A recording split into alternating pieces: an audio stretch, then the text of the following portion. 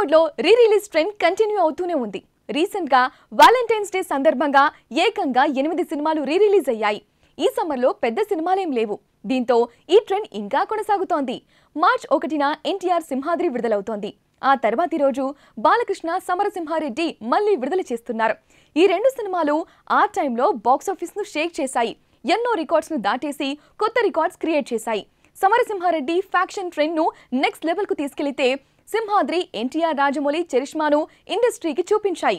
Balayya NTR career లోనే all time biggest hits list లో ఉండే ఈ సినిమాలతో బాబాయ్ అబ్బాయి బాక్సాఫీస్ వద్ద పోటీ పడుతున్నారు. పొలిటికల్ గా వీరి మధ్య వైరం ఉంది. మరి సినిమాల పరంగా ఎవరు అప్పర్ హ్యాండ్ సాధిస్తారో కానీ ఇలా రీ రిలీజ్ల వల్ల పాపం ఫస్ట్ టైం విడుదలవుతున్న సినిమాలకు ప్రాబ్లం తప్పడం లేదు.